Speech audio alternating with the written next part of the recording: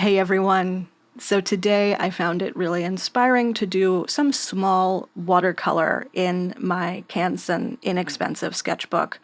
And I wanted to kind of talk about some of the things that painting this little painting brought up for me as I do it.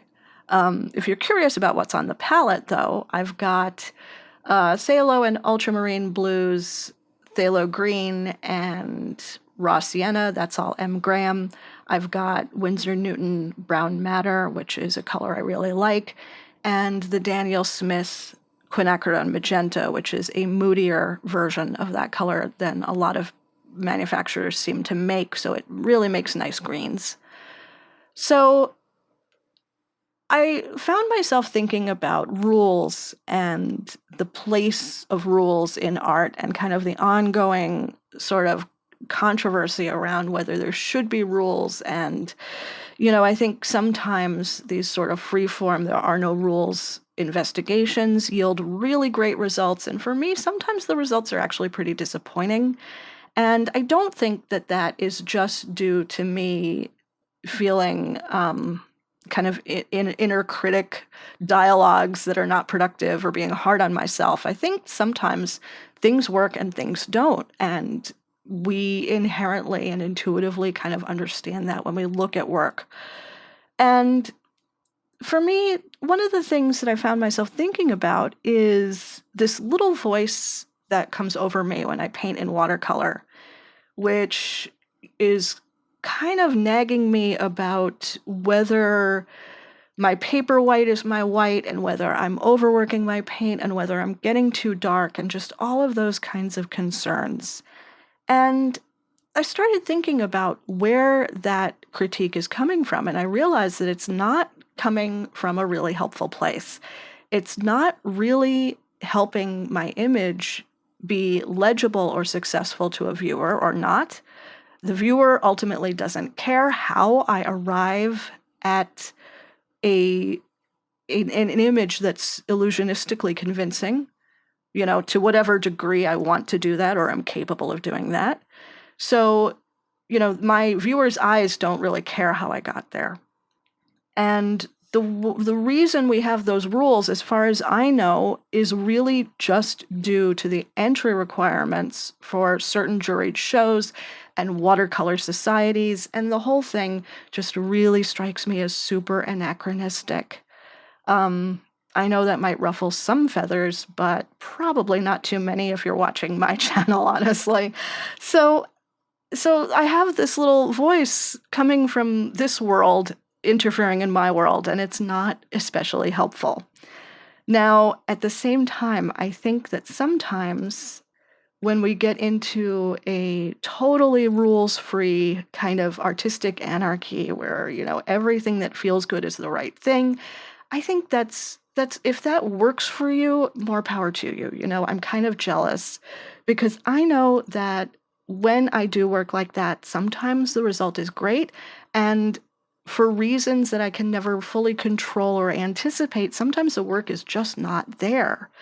And, I'm not one to beat myself up too badly about things that don't work. I really honestly believe that work that doesn't work is simply part of the process. But I think that it's okay to have goals, and I think that it's okay to have criteria for whether things work or not. And I think that intuitively we can look at an image and feel that it's either illusionistically convincing or that it is not trying to convince us of anything, and therein lies the success and the charm of the piece. But when things that I make fall in the cracks of neither one nor the other, I find that to be a frustrating experience that makes me hungry to make more work and to overcome that inadequacy in the work that I've made. So as I was painting this, and I feel like in this stage, some of the darks are getting away from me, some things are getting a little muddy. This is an experiment, so it's not that important.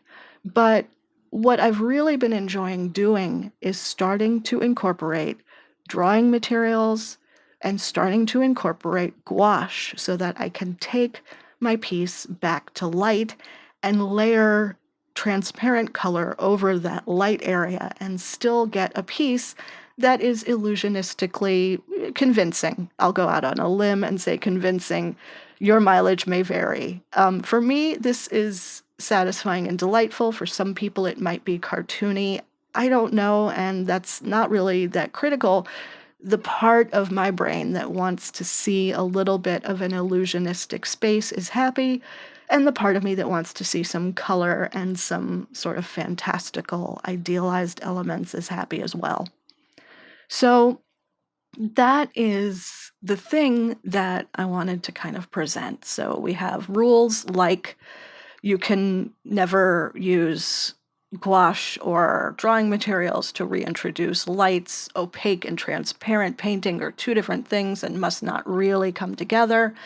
And I'm happy to paint in an opaque fashion, especially front-loading that strategy toward the foreground because I think that works pretty nicely. And I'm happy to use drawing materials, wax pastels, wax-based pencils, chalk pencils. All of these things love interacting with my watercolor. I'm not as happy to challenge rules like your lightest values should generally be up in the sky, and the second lightest values are places on the flat ground that reflect that sunlight coming down. Those rules are logical and they will help contribute to the logic of your painting. So that is an example of what I think is productive in a rules-based thinking and in a knowledge of the rules kind of way. So what say you guys? Are you sometimes a little bit stymied by rules that you know are not especially helpful, or are you sometimes set free by the existence of rules that give you some useful creative constraint? I'd love to know in the comments. Let me know what you think, and thanks so much for watching.